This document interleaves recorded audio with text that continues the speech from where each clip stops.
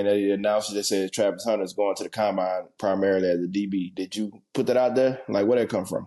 Nah, that didn't come from nothing because people don't. If they actually look at the list, I'm on receiver and I'm on DB. Okay. But I let people talk. They just want, I let them go with what they think. What's up? Welcome to another episode of Travis on the Show. What up, Boog? How's it going? I'm great, baby. I'm great. What's up? Yes, sir. Not much. On today's episode, we're going to check in on the road to the pros, answer some fan mail, play some games, and more. So stay tuned. It's time for Road to the Pros, my weekly check-in on the journey to the NFL draft. What you got for me, Boog? How have you been? Any highlights? Any good moments since last week? Anything? Not really. Same old, same old. I'll do the same thing, bro. Just, grinding, working out, doing what I got to do to be the best Travis. The combine's coming up, man. How's training been? Which drill are you putting the most work into right now? No, not really specifically a drill. Just, making sure technique is right, for real. I got to make sure my technique stay, level. I always get better with technique, so definitely make sure my technique is good, getting through the drills, and make sure I stay in shape and, get stronger. Yeah. So, I see, put a lot of DB work in. They announced they said Travis Hunter is going to the combine primarily as a DB. Did you put that out there? Like, where did it come from? Nah, that didn't come from nothing because people don't. If they actually look at the list, I'm on receiver and I'm on DB. Okay. But I let people talk. They just want, I let them go with what they think. Yeah, I was wondering. I looked and I said, where did this come from? I said, did we put this out there? I was wondering where that came from. Like, Nah, they just be talking. But if they actually look at the list, I'm on there for receiver and I'm also on there for DB. Okay. But I'm not finna fight with the internet. Right. Okay. When you think about your journey so far, man, from Jackson State to Colorado, and now prepping for the league, man, what's been the biggest growth for you as a person and your game? What's been the biggest, growth? I'd probably say me becoming a man, becoming coachable. I was always coachable, but, actually listen to the coaches and applying what they say to me into what I do in my daily life, But I got bigger, I got faster, I got stronger also, But yeah, I was always been Travis. It's just, I grew up a lot more. Yeah, definitely that. I've even noticed, a lot, even from day one, just the way you put in the time and taking care of your body and investing in those things and taking extra hours outside of the facility. Like I say, even like this year, it might be the first time in Lord knows how long, you played every game. Even though some games might have been a little banged up, but you still played. You was on that field ready to go to war for your team. Yeah.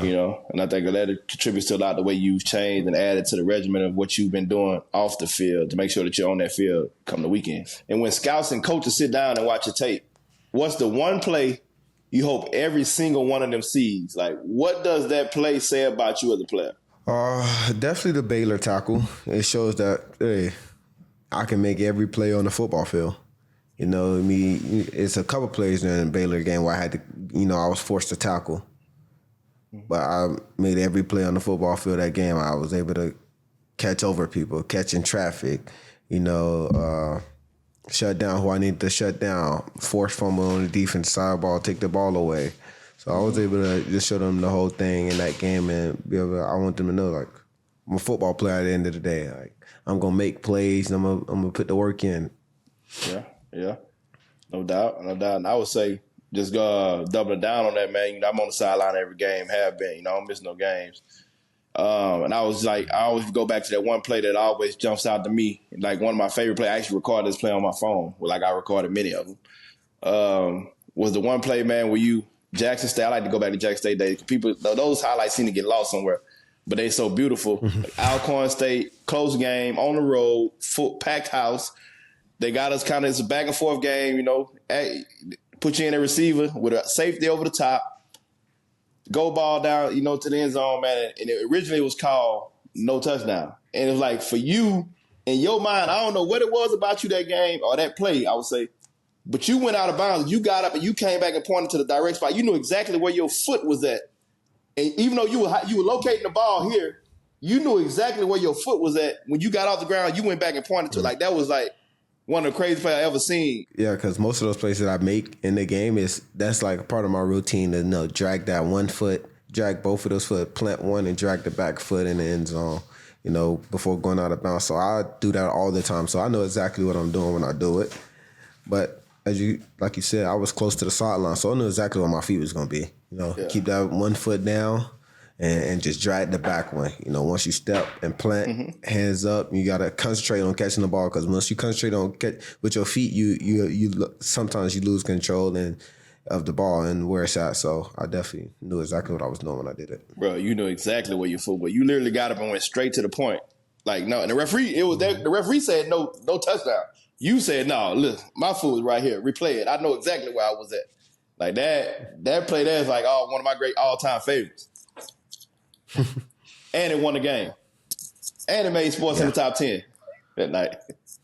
Oh, man. There's a lot of noise this time of year. Mock drafts, rankings, people breaking down your game. Man, how much of that, do you tune out, and how much fuels you? None of that stuff get to me, man. Like I said, bro, nobody knew who I was when I was little, so if you just not getting to know me, you can't tell me what I'm bad at or what I'm good at. I don't feel like people know what they're talking about if they haven't seen me in person or, been around the game for as long as I've been alive. Certain people understand football. If you go out there and watch me play one game, and you pretty much know that Travis can do everything on the football field. So I really don't look at that stuff. I don't have social media for real, so I don't look at no mock drafts. I don't look what people say. I see it on YouTube here and there, but for the most part, I just nothing to tune out because I don't get to see it for real. I'm just doing what I do. I like to do. I choose happiness, not depression. So. Yeah. Nah, I believe. I know you locked in, like you say. I know you're not checking my drafts or none of that. At the end of the day, you controlling what you can control, and you're doing your part. That's all that matters. When you think about stepping into an NFL locker room for the first time, like, what kind of presence do you want to have when you step into that locker room? I mean, I'm just gonna be Travis. Like I said, I'm not here to care about anybody else's opinion. I just want to be able to go play with the team that I'm on, play with the guys that I'm around, and we go out there and win. I hope we got the same goal, is to go out there and win games and, be the best team we can be. You've had to be the guy everywhere you've gone. But when's the last time you just felt like a kid playing ball, man? Do you miss that feeling, or do you even still feel that way?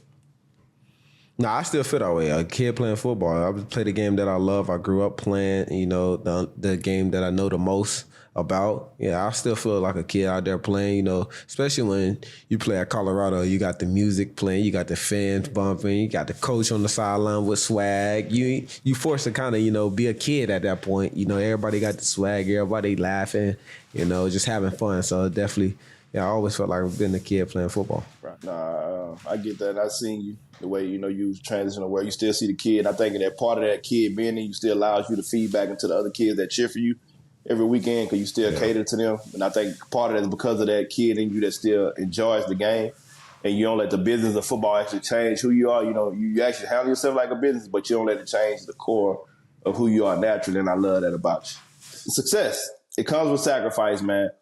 You've given up a lot to get here. Like, what's one thing you wish you could get back? With time, with family, normal experiences, just being a kid, any of that? Nah, there's nothing I wish that I can get back. I did everything right. I felt like nobody can tell me I haven't. Close to my family, still do the same things that I've been doing, fishing.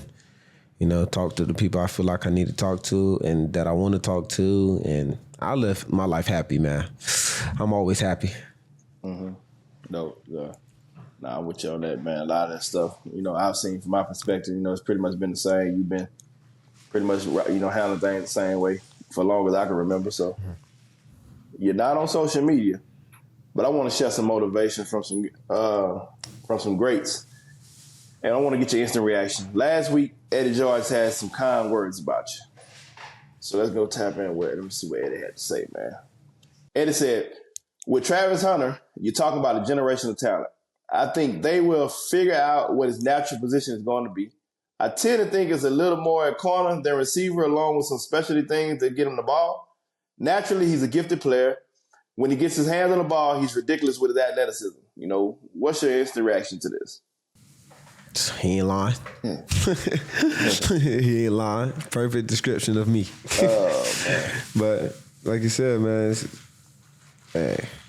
I'm stupidly athletic, God gifted me to be the player I am and the person I am today. So, Eddie not lying. He's right.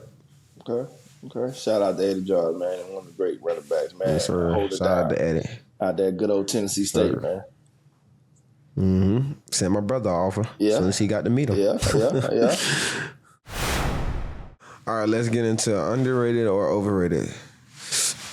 Tell what you think in the comments. Solo travel experience. Underrated or overrated? Man, underrated. I love solo travel experience. I travel a lot on my own anyway. Like it's so peaceful. I ain't got to worry about what nobody else got going on. I ain't got to worry about if this one needs to eat or what they want to eat at. Mm-hmm. I can eat when I want to eat. I can eat what I want to eat. I ain't got to worry about nobody else's feelings. I can just go. I love to go on my own, man.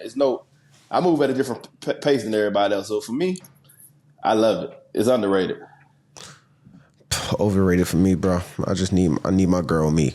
I'm sorry, bro. Hey, bro. We be saying the same thing, bro. It just be so funny, bro, when I had that, my partner with me. It'd be funny, bro. Okay. Man, the rise of pickleball as a sport. Is it underrated or overrated? It's underrated, bro. Pickleball is actually fun. I got to play my first time like 3 years ago, bro. That jump was actually fun. I was out there playing with my brothers, and we were just having fun playing pickleball. We didn't know the rules for real, so we were just out there doing whatever we thought was right. Just making up your own rules. Yeah, just making up our own rules. Streaming services. Man. Underrated or overrated? Overrated. I mean, I guess in today's world, it's perfect for what's going on. But I'm an old school guy. I used to like to go to the store and get the stuff off the shelf, man. Have to actually put some effort in to go and get what I need. But, I mean, it makes life a whole lot easier. I got to give you that. So, might be underrated. Now that I think about it. Home-cooked meals. Hey, underrated. I agree. A lot of people love DoorDash and stuff, bro. Uber Eats, bro. I love home-cooked meals. Like, when I get done with this, bro, I'm finna make me pancakes. And it's like 3 in the afternoon. So, yeah, bro. Home cooked meals, bro. Facts. They underrated, bro. Facts. Nothing like a home cooked meal. All right, let's get into Travis' mailbox, where I'll be answering fan submitted questions. But what you got for me this week? All right, let's dive into it. I like this one here. ATB Bands. If you could play a third position, what would it be? A third position? I play quarterback. For sure. Yeah, I could throw the ball, actually. So I'll play quarterback. Okay. I'm going to be a QB, bro. Drop back. Oh, okay. Jig Sir says, do you ever want to just be anonymous? Like, I'm sure fame is fun, but I'm an introvert, so just curious. Does it ever get too much? No, it never gets too much because I don't allow myself to, do stuff that I'm not comfortable with. So if you see me out in public, that's because I'm comfortable with being out in public and letting people see me. But for the most part, I'm always, at home fishing. Or fishing. So Gotcha. I still do the things I love, like go to Six Flags here and there, do stuff like that, bowling alley. I still do regular stuff. From Jose Freeze, man. Tell us a time you were most proud of a teammate. Oh, wait, yeah. Actually, it was a time. It was a time I was most proud of my teammate, DJ McKinney. I was super proud of my boy for catching the pick 6 versus Oklahoma State. Because we was picking on him all year. Like, you don't really catch no picks. You got Butterfingers, and my boy got a pick 6. He was the only one to get a pick 6 this year, so definitely, I was proud of my boy. If you want your questions answered, make sure you follow us on Instagram. All right, let's get into what would Travis do. Bud will give scenarios, and I'll tell you what I'll do and how I'll handle them. The aliens land on the field at halftime of your game. No one knows if they're friendly or about to start an invasion. You're the only one that they agree to talk to. What do you say to keep the earth safe? Leave us alone. You say leave us alone. We don't want no problems. We don't want no problems. We don't want no problems. I don't want no problems. Would you play catch? Would you play catch with him? Like, hey man, show them a little. Hey man, play catch. Nah, I might actually tell them to take me where they go at, and then just agree to bring me back. So wow. You're a roll same with pieces.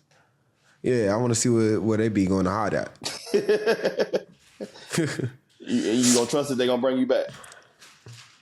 They got to give me their word. They gotta write something. Bro, they take it away. We're gonna enter into Space Jam 3. It's gonna be a new movie. The aliens that abducted, and we all got to go to cyber to find you and get you back to Earth.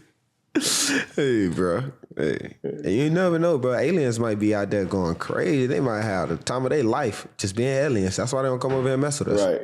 They they look at us like we born, like we ain't. They got life figured out. Yeah, if I look over there, man, they lame over there. Facts. They starving. We got all this food. Facts. Yeah. I wonder what aliens eat. Ugh. People. Okay. No. You own to something. If the alien can look at you and kill you just with the way he look at you, I just tell him, we come in peace, brother. We don't want no problems. No smoke, no smoke. The world is ending, and you can draft 3 retired NFL players to be your surviving squad. Who are you picking and why? The world is ending, and I only can draft 3. Yep. All right. I'm going to go Cam Newton. Okay. Coach Prime only got 8 toes. There's no way we can survive, bro. Well, I don't know. Actually, yeah, Coach Prime. I'm getting Coach Prime. And I'm getting Coach Mathis. Okay. You got a team. You got some tough squad. Yeah. All them winners. Yeah. They tough. We got 6'5". Yeah. And then we got 6'2" and 6 foot. Yeah, I feel good about them 3. All three of them ready to go to war with whatever. Yeah, we good. We good though. We gotta go to war. Yeah, I like that squad. And we definitely got a chance. It definitely sounds like with these questions we going into Space Jam 3 for real. Like we saving the world, the aliens. Like what are we doing? But, the world ending. Yeah, we definitely about to make a new movie here any day. A company offers you a lifetime NIL deal worth $500 million, but you have to change your name legally to Lil Pickle and go by that in all interviews and jersey nameplates. You taking it or not, Lil Pickle? Yes, I'm taking Lil Pickle. Bro, what? Lil Pickle? 500 mil to be named Lil Pickle? Call me Lil Pickle all day. Call me Lil Pickle all day. I got 500 big M's. Lil Pickle. Yes, hey, call me Lil Pickle, bro. Yeah, like Lil Pickle got that bag. Lil Pickle, he one of them. Definitely. Lil Pickle, bad boy. That's a bad boy right there. Shout out to Lil Pickle. You wake up tomorrow as the coach of the Colorado Buffaloes for one game. What's your game plan? Win the game. Simple as that. Simple as that. Win the game by any means. Okay. So, we going deep. Oh. No, I'm playing. You're drafted into a real life Mario Kart race. What's your go-to kart item, and who's your biggest rival in the race? I couldn't tell you that. I don't know. All I know is Mario, Luigi, Bowser, Donkey Kong. Yeah. I don't really know that many people. Yeah. But I'd definitely be Mario. Yeah, okay. You be Mario, but you gotta be Bowser. Mario. Yoshi, yeah. Yo. Don't forget about Yoshi. I'll be Mario though. I'm the king of the jungle. Princess. It's time for Real Talk with Travis, where y'all cast the questions and I reel in the answers. Let's get into it. My uncle swears by live bait, but I see you use a lot of lures. If I'm trying to catch bass, should I stick with worms and minnows, or is it better to learn how to work a lure, which is really better for beginners? All right, for beginners, it's definitely to learn with a lure first, because learning with live bait is super easy. You can put on the minnow, throw it out there, bass gonna eat it. That's just super easy. You want to learn how to, lure, because hey, everybody ain't got money to go ahead and buy minnows and worms every day. Right. You can go ahead and that $20 right there, you can go ahead and get you a pack, 3 packs of worms, hooks, weights, get you everything that can last you for forever, for real. So definitely want to learn with a lure first. The live bait work, but you want to learn with a lure. You ain't got to keep, putting on a different live bait or keep going to buy live bait. You just use a lure, keep buying lures, because lures last. You can catch if you catch a bass on a live bait, that's one live bait. You catch a bass on a lure, you can catch about 10 bass on that one lure. Probably more if you know how to rig it up right. So definitely learn with a lure. Gotcha. Next, Trav. What's good, Trav? I fish a lot in clear water, but the bass always seem to see me coming. How do you approach fishing in super clear water without spooking a fish? And what lures would you throw in that situation? Okay, first, you don't walk up on the fish. Before you get to your spot, you always cast first before you get to the spot. You always look and check where you're at, your surroundings, and you cast before you get to the spot. What else? So they won't see you coming. You always cast past the fish if you can see them. If you can see the fish, you cast past them. Never cast on top of their head because they spook them. Cast past them, and then you reel towards them. You never cast on top of the fish unless you fishing in bed. And also you can pretty much any bait works. You just gotta know how to work the bait. You know how to work the bait, you catch the fish. It doesn't matter if it's clear water, dirty water, whatever. Fish, you know, their lines, you know, they feel vibrations. So Bro. you do what you need. That's why before you get to them and you spook them, they feel the vibration of you walking up. So you gotta know what you're doing. Bro, before we go to the next question, I want to say, bro, you like a fisherman's encyclopedia. How the hell you know all this? It's just super, bro. I just fish a lot. That's all I do is fish, bro. I love fishing, bro. You like the gotta understand. You like the fish whisperer. Nah, I ain't that yet. I'm almost that. I do. Every time somebody come fish with me, though, they always catch something, though. Yeah. I always put them on them. Before we end this episode, we gotta let y'all know something big. For the next few weeks, we're doubling up the episodes. That's right. We're coming at you with special episodes, twice the heat, twice the vibes. Y'all better be ready. And we got some big guests lined up too. Legends, game changers. You're not going to want to miss this. I'm telling you, it's about to get crazy. So make sure you're locked in every week. If you miss it, that's on you, dog. That's another episode of the Travis on the Show. Thanks to my co-host Boog for joining me this week. Check us out every Wednesday on YouTube. Don't forget to like, comment, and subscribe. Follow us on TikTok and Instagram at The Travis on the Show. See you next time on Travis on the Show, powered by Overtime. See ya. We don't want to be ya.